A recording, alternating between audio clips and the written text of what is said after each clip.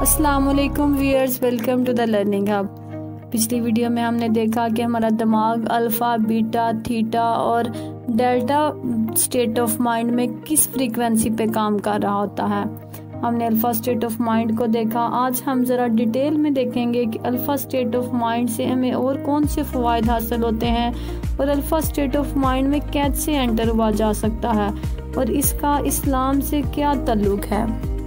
Video शुरू करने से पहले अगर आपने मेरे चैनल को लाइक और सब्सक्राइब नहीं किया तो जल्दी से काट दें और बेल आइकन दबाना मत भूलिएगा ताकि आप मेरी आने वाली वीडियो से अपडेट रह सकें।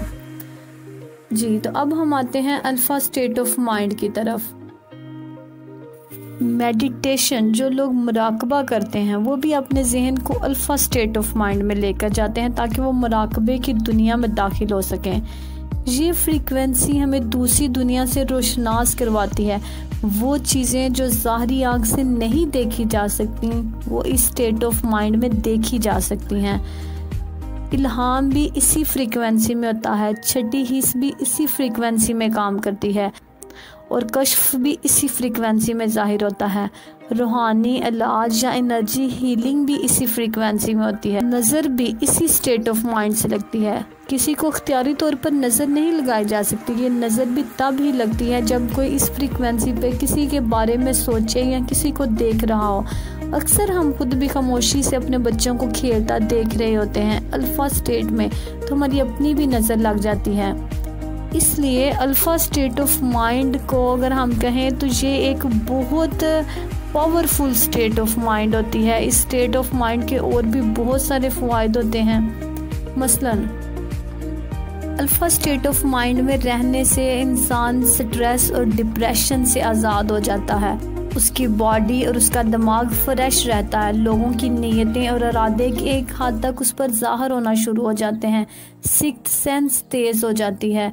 नित नए आइडियाज़ आते हैं क्योंकि इंसान का दिमाग उस वक़्त बहुत क्रिएटिव हो जाता है और जो भी आप बात करें वो अगले के दिल पे असर। अल्फ़ा स्टेट ऑफ माइंड में रहने वाला इंसान रूहानी दुनिया से और अपने रब से उसका बहुत अच्छा ताल्लुक़ बन जाता है।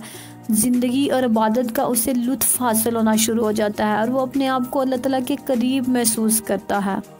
अब हम आते हैं कि अल्फ़ा स्टेट ऑफ माइंड को अचीव कैसे किया जाए। How to enter in alpha state of mind.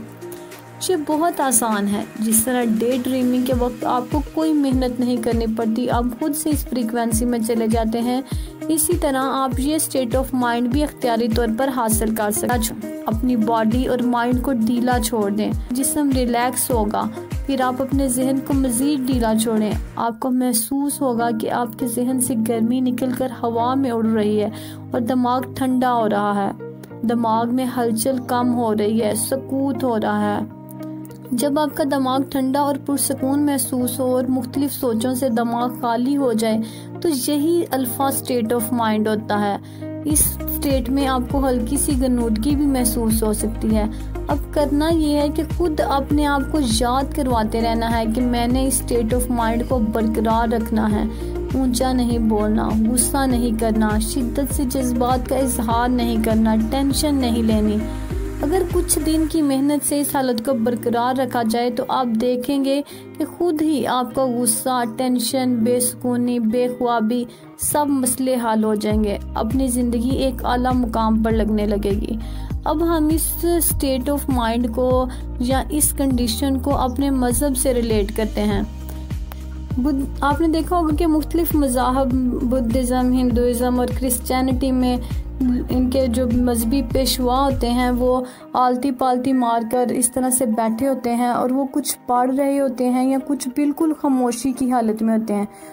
इसी तरह योगा करना या मेडिटेशन करना, ये सारी चीज़ें एक दूसरे से रिलेट कर रही हैं। ये आलमोस्ट एक ही चीज़ है जिसमें लोग क्या करते हैं, अपने आप को रूहानी तौर पर मजबूत बना रहे होते हैं। असल चीज़, इम्पोर्टेंट चीज़ है वो है फोकस, कि आपका फोकस कितना अच्छा है, आप कितनी यकसुई से वो काम कर रहे हैं। इसकी एग्जाम्पल हमारे मज़हब में बहुत वाज़िया है कि हमने बचपन से ये पढ़ते आ रहे हैं कि आप सल्लल्लाहु अलैहि वसल्लम गारे सौर में जाकर कई दिन मुराकबा करते थे, खलवत अख्तियार करते थे, मेडिटेशन करते थे। तो वो یہی میڈیٹیشن ہے، روحانی طور پر خود کو مضبوط بنانا، روحانی طور پر اپنے اللہ تعالیٰ سے اٹیچ ہونا ہے۔ تو جب آپ اللہ تعالیٰ سے اٹیچ ہوں گے، آپ کی روحانیت مضبوط ہوگی، تو آپ خود بخود آپ کے سارے کام سیدھے ہوتے جائیں گے۔ لیکن فوکس کی بات ہے کہ ہم کتنا اس چیز پر فوکس کر کے اس کو اچیو کرتے ہیں۔ لیکن افسوس کی بات یہ ہے کہ ہم نے آج تک صرف یہ باتیں پڑھی ہیں، کبھی نہ تو ہمارے اسکول کالجز میں ان چیزوں پہ امپلیمنٹیشن کروائی گئی ہے اور نہ ہی ہمیں میڈیٹیشن سکھائی گئی ہے۔ سائنس یہ کہتی ہے کہ انسان کو سونے اور جاگنے کے علاوہ دن میں ایک مرتبہ ضرور اس پروسیس سے گزرنا چاہیے کہ وہ الفا اسٹیٹ آف مائنڈ میں خود کو لے کے جائے۔ اور ہمارے مذہب میں اس کی ایک اور بیسٹ اگزامپل ہے نماز کی حالت۔ نماز کی حالت ایسی حالت ہوتی ہے، میڈیٹیشن میں ہم نے کیا کرنا ہوتا ہے، ہم نے روٹین کی چیزوں کو ایک سائڈ پہ کاٹ دینا ہے کہ آپ نے اس کنڈیشن میں کوئی کھانا پینا نہیں، کچھ آپ نے نہیں کرنا، خاموشی اختیار کرنی ہے، دھیان کسی ایک طرف لگانا ہے۔ تو نماز بھی یہی ہے، نماز میں بھی یہی کہا جاتا ہے کہ آپ نے اللہ تعالیٰ کی طرف جو ہے وہ اپنا دھیان لگانا ہے۔ آپ نے جو چیزیں آپ عام روٹین میں کر رہے ہیں، آپ کو یہ اشارے باتیں یا یہ چیزیں آپ کھانا پینا کر رہے ہیں، وہ نماز کی حالت میں آپ نہیں کریں گے۔ تو ہمارا مذہب تو بہترین مذہب ہے جس میں 5 دفعہ دن میں یہ پریکٹس کروائی جاتی ہے، جس میں آپ ریلیکس کر سکتے ہیں خود کو۔ تو جتنا دھیان آپ کا اللہ تعالیٰ کی طرف ہوگا، اتنا ہی آپ کو اس جو آپ کی اسٹیٹ آف مائنڈ سے فوائد حاصل ہوں گے۔ میں امید کرتی ہوں کہ آپ کو میری ویڈیو پسند آئی ہوگی، اور اگر آپ کو یہ ویڈیو پسند آئی ہے اسے لائک اور شیئر ضرور کریں۔ تھینک یو سو مچ۔ اللہ حافظ۔